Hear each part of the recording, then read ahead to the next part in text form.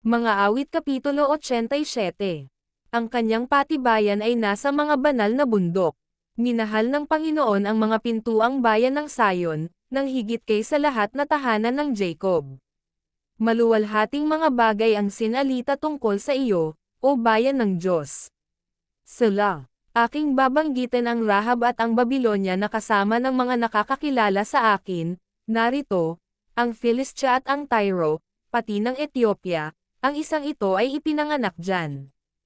Oo, tungkol sa Sayon ay sasabihin, ang isang ito at ang isang yaon ay ipinanganak sa kanya, at itatatag siya ng kataas-taasan.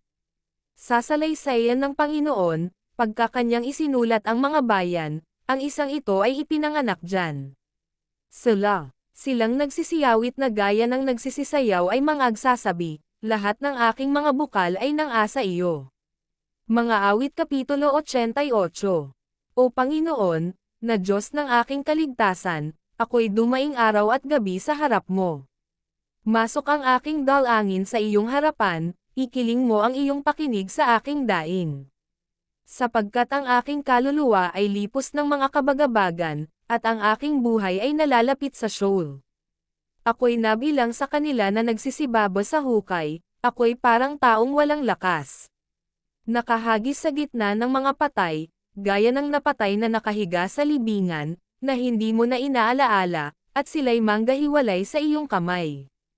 Iyong inilapag ako sa pinakamalalim na hukay, sa mga madilim na dako, sa mga kalaliman. Lubhang idinidiin ako ng iyong puot, at iyong pinigata ako ng lahat mong mga alon. Sela. Iyong inilayo sa akin ang kakilala ko, iyong ginawa akong kasuklam-suklam sa kanila, ako'y nakulong at hindi ako makalabas. Ang mata ko'y nangangalumata dahil sa kadalamatian, ako'y tumawag araw-araw sa iyo, O Panginoon, aking iginawad ang mga kamay ko sa iyo. Magpapakita ka ba ng mga kababalaghan sa mga patay? Sila bang mga patay ay magsisibanggan, at magsisipuri sa iyo? Sela. Ang iyo bang kagandahang loob ay ipahahayag sa libingan? O ang iyong pagtatapat sa kagiban? Malalaman ba ang mga kababalaghan mo sa dilim? At ang katwiran mo sa lupain ng pagkalimot? Ngunit sa iyo, O Panginoon, dumaing ako, at sa kinaumagahan ay darating ang dalangin ko sa harap mo. Panginoon, bakit mo itinatakwil ang kaluluwa ko? Bakit mo ikinukubli ang iyong mukha sa akin? Ako'y nadadalamhati, at handang mamatay mula sa aking kabataan, habang aking tinitiis ang iyong mga kakilakilabot na bagay ay nakakalingat ako. Ang iyong mabangis na puot ay dumaan sa akin, inihiwalay ako ng iyong mga kakilakilabot na bagay. Kanilang kinulong ako na parang tubig buong araw, kinubkob ako nilang magkakasama. Mangliligaw at kaibigan ay inilayo mo sa akin, at ang aking kakilala ay sa dilim. Mga awit Kapitulo 89. Aking aawitan ang kagandahang loob ng Panginoon magpakailanman, aking ipababatid ng aking bibig ang iyong pagtatapat sa lahat ng salit-saling lahi. Sapagkat aking sinabi, kawan ay matatayo magpakailanman, ang pagtatapat mo'y iyong itatatag sa mga kalangit-langitan. Ako'y nakipagtipan sa aking hirang, aking isinumpa kay David na aking lingkod. Ang binhi mo'y itatatag ko magpakailanman, at aking itatayo ang luklukan mo sa lahat ng salit-saling lahi. Sela. At pupurihin ng langit ang iyong mga kababalaghan, O Panginoon, ang pagtatapat mo naman sa kapulungan ng mga banal. Sapagkat sino sa langit ang maitutulad sa Panginoon? Sino sa gitna ng mga anak ng makapangyarihan ang gaya ng Panginoon? Isang Diyos na kakilakilabot sa kapulungan ng mga banal, at kinatatakutan ng higit sa lahat na nang-asa palibot niya. O Panginoong Diyos ng mga hukbo, sino ang makapangyarihang gaya mo, O JAH? At ang pagtatapat mo'y nasa palibot mo. Iyong pinagpupunuan ang kapalaluan sa dagat, pagka nagsisibanggan ang mga alon ni Yaon ay pinatatahimik mo. Iyong pinagwari-wari ang Rahab na parang napatay. Iyong pinanggalat ang iyong mga kaaway ng bisig ng iyong kalakasan. Ang langit ay iyo, ang lupa ay iyo rin, ang sanglibutan at ang buong narito ay iyong itinatag. Ang hilagan at ang timugan ay iyong nilikha, ang Tabor at ang Hermon ay nangagagalak sa iyong pangalan.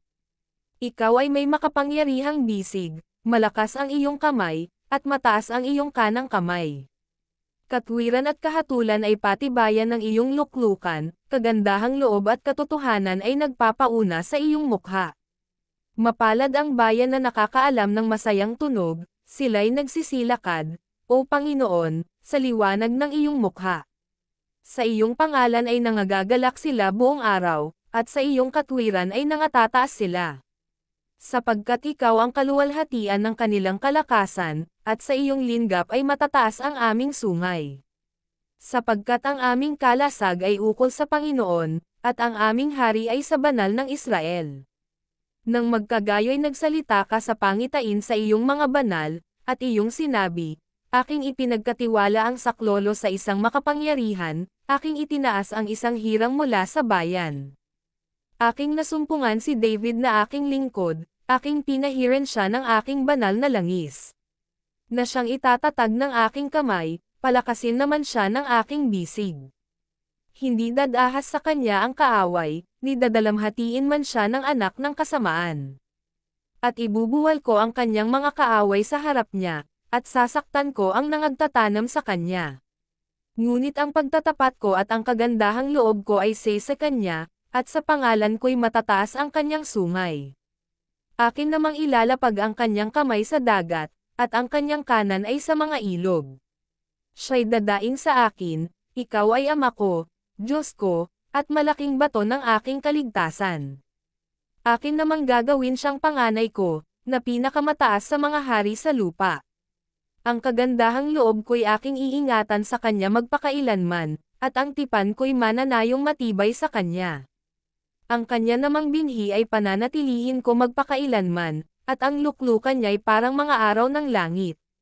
Kung pabayaan ng kanyang mga anak ang kautusan ko, at hindi magsilakad sa aking mga kahatulan. Kung kanilang salangsangan ang mga palatuntunan ko, at hindi ingatan ang mga utos ko. Kung magkagayo'y aking dadalawin ng pamalo ang kanilang mga pagsalangsang, at ng mga hampas ang kanilang kasamaan. Ngunit ang aking kagandahang loob ay hindi ko lubos na aalisin sa kanya, ni akin mang titiisin na ang pagtatapat ko'y magkulang. Ang tipan ko'y hindi ko sisirain, ni akin mang babaguhin ang bagay na lumabas sa aking mga labi. Minsan ay samampa ako sa pamamagitan ng aking kabanalan. Hindi ako magbubulaan kay David. Ang kanyang binhi ay mananatili magpakailanman, at ang kanyang luklukan ay parang araw sa harap ko. Matatatag magpakailanman na parang buwan, at tapat na saksi sa langit. Sala, ngunit iyong itinakuwil at tinanggihan, ikaw ay napuot sa iyong pinahiran ng langis. Iyong kinayamutan ang tipan ng iyong lingkod, iyong nilapastangan ang kanyang putong sa pagtatapon sa lupa. Iyong ibinuwal ang lahat niyang mga bakod, iyong dinala sa pagkaguho ang kanyang mga katibayan. Lahat na nagsisidaan sa lansangan ay nagsisisamsam sa kanya. Siya'y naging kadastan sa kanyang mga kalapit. Iyong itinaas ang kanan ng kanyang mga kaaway, iyong pinagalik ang lahat niyang mga kaaway. Oo, iyong ibinaligtad ang talam ng kanyang tibak, at hindi mo itinayo siya sa pakikibaka.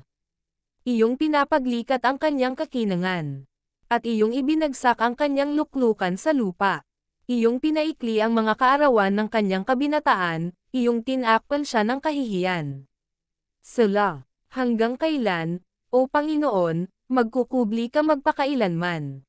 Hanggang kailan magnininggas ang iyong puot na parang apoy? O, alalahanin mo kung gaano kaikli ang aking panahon, sa anong pagkawalang kabuluhan nilalang mo ang lahat ng mga anak ng mga tao. Sinong tao ang mabubuhay at hindi makakakita ng kamatayan, na magliligtas ng kanyang kaluluwa sa kapangyarihan ng Sheol? Sala, Panginoon, saan nandoon ang iyong dating mga kagandahang loob, na iyong isinumpa kay David sa iyong pagtatapat? Alalahanin mo Panginoon, ang kadasta ng iyong mga lingkod, kung paanong taglay ko sa aking sinapupunan ang pagdusta ng lahat na makapangyarihang bayan. Na idinasta ng iyong mga kaaway, O Panginoon, na kanilang idinasta sa mga bakas ng iyong pinahiran ng langis. Purihin ang Panginoon, magpakailanman. Siya nawa, At siya nawa.